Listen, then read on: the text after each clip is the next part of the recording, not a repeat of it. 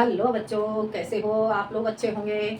तो बेटा, आज मैं आपके लिए लेकर के आई हूँ टॉपिक अलंकार। ठीक है, तो आज हम पढ़ेंगे अलंकार। अलंकार किसे कहते हैं? देखो, कौन सा टॉपिक है हमारा? अलंकार। अलंकार अलंकार पढ़ेंगे हम। अलंकार किसे कहते हैं?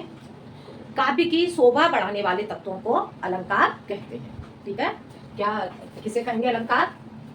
काव्य की काव्य की समझ आ रहा है बेटा? काव्य की शोभा बढ़ाने वाले तत्वों को काव्य की शोभा शोभा बढ़ाने वाले तत्वों को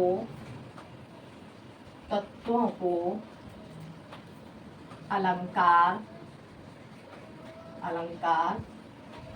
कहते हैं। ठीक है, अलंकार किसे कहेंगे हम? काव्य की शोभा बढ़ाने वाले तत्वों को अलंकार कहते हैं। ठीक है, जिस प्रकार से स्त्री के शरीर की शोभा आभूषणों के द्वारा होती है, उसी तरह से जो हमारा काव्य है, काव्य की शोभा अलंकार के द्वारा होती है। ठीक है, अलंकार के द्वारा काव्य की शोभा बढ़ जाती है। ठीक है, अब इसमें आगे जानेंगे।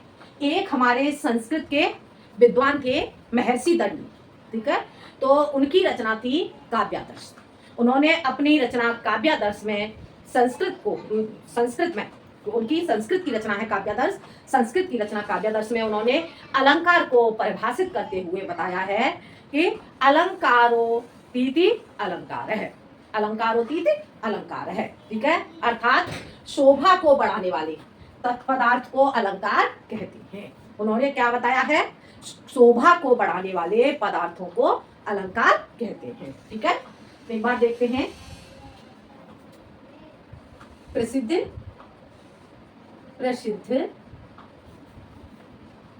प्रसिद्ध संस्कृत आचार्य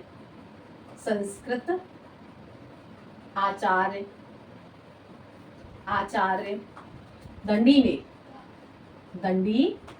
ने अपनी रचना, ठीक है, ये लिखेंगे रचना। अपनी रचना, कौन सी रचना थी दंडी की? काव्यादर्श।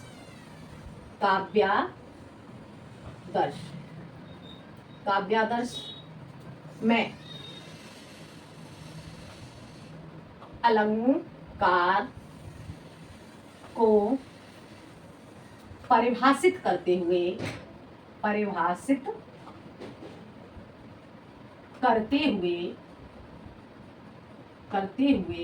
कहा है। क्या कहा है? अलंकार को परिभाषित करते हुए कहा है। ठीक है, क्या कहा है उन्होंने? अलंकारोतीत अलंकार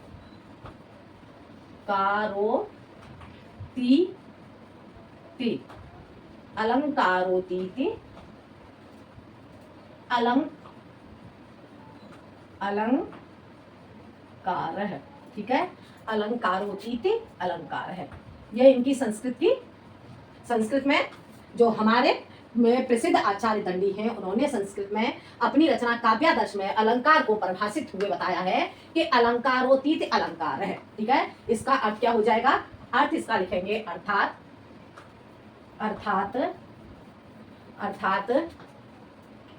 शोभा बढ़ाने वाले। इसका अर्थ क्या हो जाएगा? शोभा बढ़ाने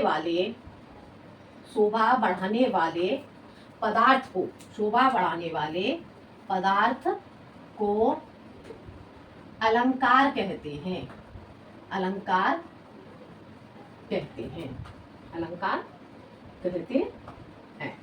ठीक है, ये क्या हो गया? इतना आपको समझ में आ गया? काव्य की शोभा बढ़ाने वाले तत्वों को अलंकार कहते हैं। प्रसिद्ध संस्कृत आचार्य दंडी ने अपनी रचना काव्यादर्श में अलंकार को परिभाषित करते हुए कहा है अलंकारोतीति अलंकार है। अर्थात शोभा बढ़ाने वाले पदार्थों को अलंकार कहते हैं। ठीक है, आ गया समझ में। अब हम जानेंगे अलंकार। ठीक है, अब हम क्या जानेंगे? अलंकार। इतना समझ में आ गया होगा बेटा। अब इसके बाद आगे हम जानेंगे अलंकार।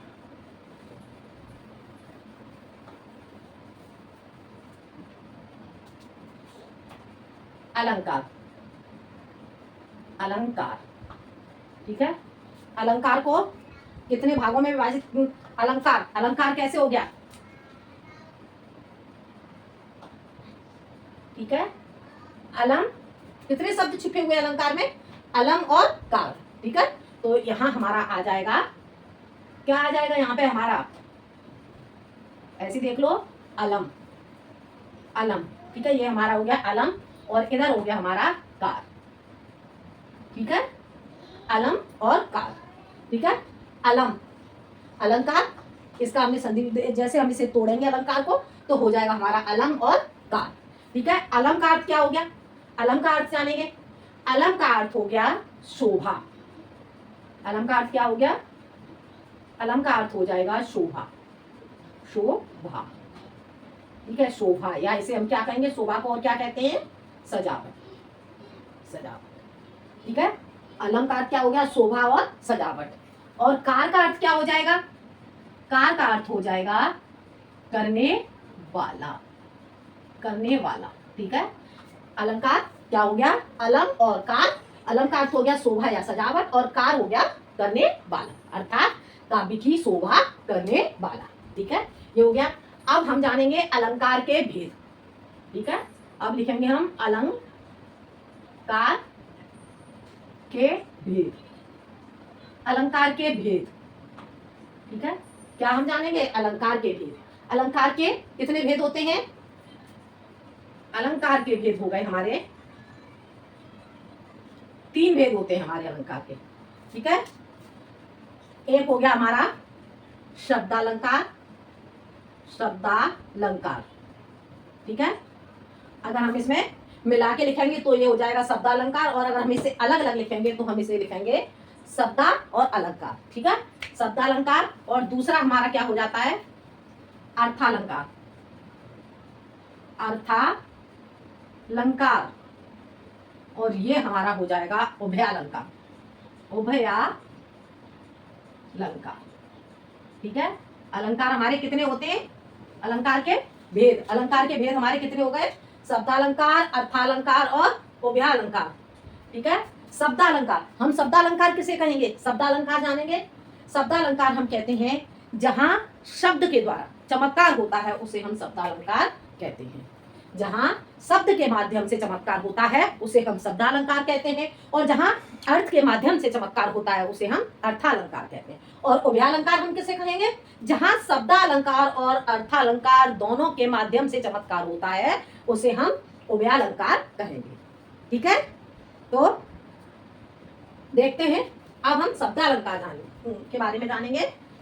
किसे कहेंगे हम शब्दालंकार? जहां, जहां शब्द के माध्यम से, जहां शब्द के माध्यम से, शब्द के माध्यम से चमत्कार होता है, चमत्कार होता है, शब्दालंकार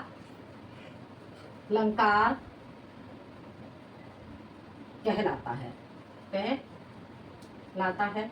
ठीक है, और जहां अर्थ के माध्यम से, अर्थ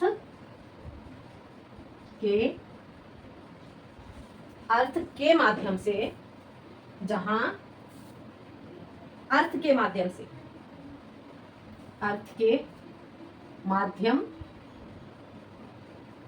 से, अर्थ के माध्यम से चमत्कार होता है, होता है, अर्थालंकार कहलाता है, अर्थालंकार, अर्थालंकार कहलाता है। ठीक है, अर्थालंकार कहलाता है। ठीक है, और इसका क्या हो जाएगा उभयालंकार का, जहां, ऐसे लिखो जहां, ठीक है, यहां लिखोगे जहां शब्द, जहां शब्द, जहां शब्द और अर्थ, और अर्थ दोनों के माध्यम से चमत्कार होता है, वो क्या कहलाता है, वो उभयालंकार कहलाता है। ठीक है, आ गया समझ में। अलंकार, अलंकार को हमने दो भागों में विभाजित किया, अलंकार को अलम और कार। ठीक है, अलंकार क्या हो गया, अलंकार हो गया शोभा या सजावट, और कार क्या हो गया करने वाला। अब अलंकार के भेद, अलंकार के तीन भेद हो गए। ठीक है, शब्दालंकार, अर्थालंकार और उभयालंकार।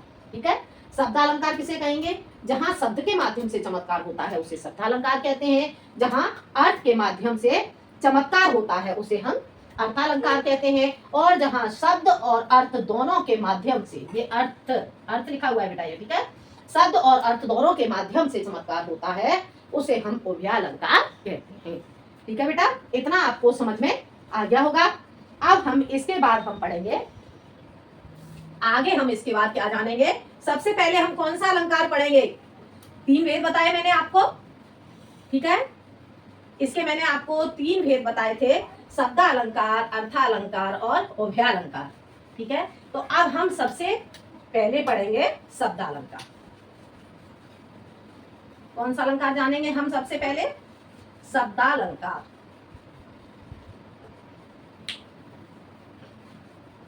देखते हैं हम, देखो अब हम पढ़ेंगे शब्दालंकार। शब्दालंकार, ठीक है, शब्दालंकार। अब शब्दालंकार हम कितने भागों में बांटेंगे, ठीक है, शब्दालंकार को निम्नलिखित तीन भागों में विभाजित किया गया है, अनुप्रास अलंकार और यमक अलंकार और श्लेष अलंकार। ठीक है, देखते हैं हम इसे, देखेंगे शब्दालंकार में। शब्दालंकार, शब्दालंकार को हम तीन भागों में विभाजित करेंगे, तो इसमें हम पहले पढ़ेंगे शब्दालंकार में अनुप्रास अलंकार। ठीक है, शब्दालंकार को तीन भागों में विभाजित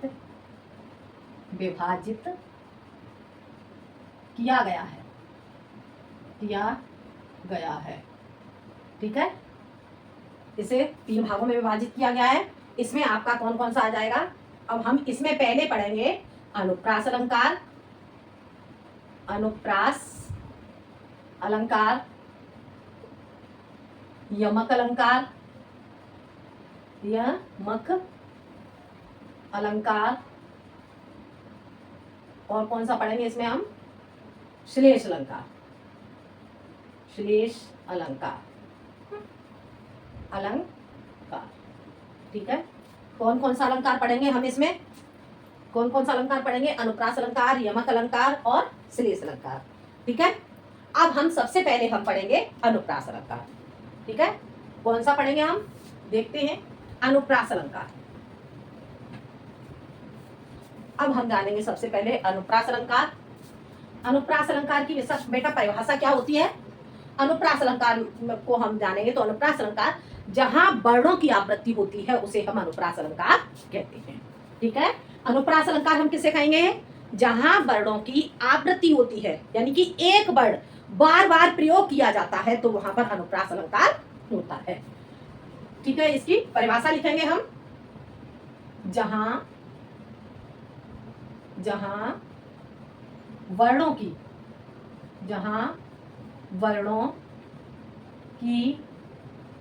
आवृत्ति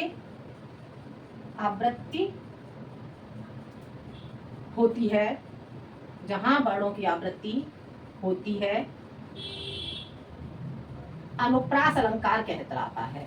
अनुप्रास अलंकार कहलाता है, कहलाता है।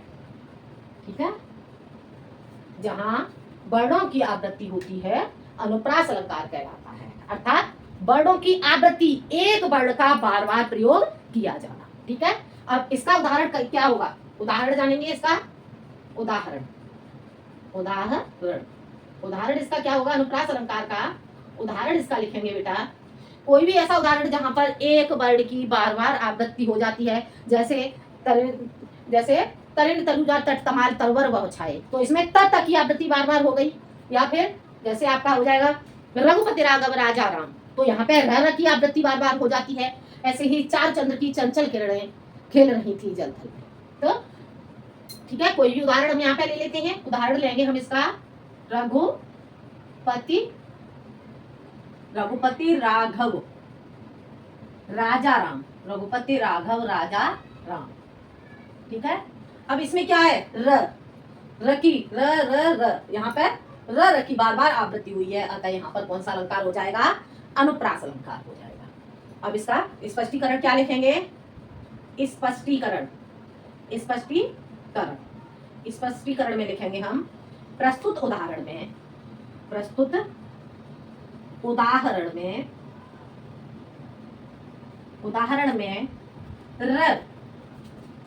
र की आवृत्ति बार बार हुई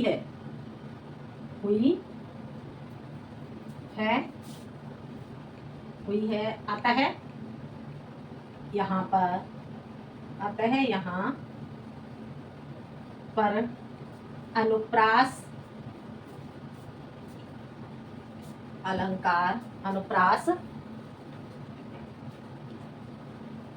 अनुप्रास अलंकार होगा। ठीक है, यहाँ पर अनुप्रास अलंकार होगा। ठीक है, ये हो गया स्पष्टीकरण। देखो एक बार इसे समझ लो। शब्दालंकार को 3 भागों में विभाजित किया गया है। 3 भाग कौन कौन से हो गए, अनुप्रास, यमक और श्लेष। ठीक है, तो हम सबसे पहले पढ़ेंगे यहाँ पर अनुप्रास अलंकार। अनुप्रास अलंकार की परिभाषा क्या होगी, जहां वर्णों की आवृत्ति होती है वहां अनुप्रास अलंकार कहलाता है। ठीक है, जहां वर्णों की आवृत्ति होती है अनुप्रास अलंकार कहलाता है। ठीक है, ये हो गई इसकी परिभाषा। उदाहरण क्या हो गया इसका, रघुपति राघव राजा राम। ठीक है, स्पष्टीकरण, प्रस्तुत उदाहरण में र की आवृत्ति बार बार हुई है, अतः यहाँ पर अनुप्रास अलंकार होगा। ठीक है, इतना आपको समझ में आ गया होगा बेटा। तो अगले वीडियो में मैं आपको बताऊंगी अनुप्रास अलंकार के भेद। ठीक है, अनुप्रास अलंकार के 5 भेद होते हैं, उन्हें मैं आपको अगले वीडियो में पढ़ाऊंगी। आज के लिए इतना ही, धन्यवाद।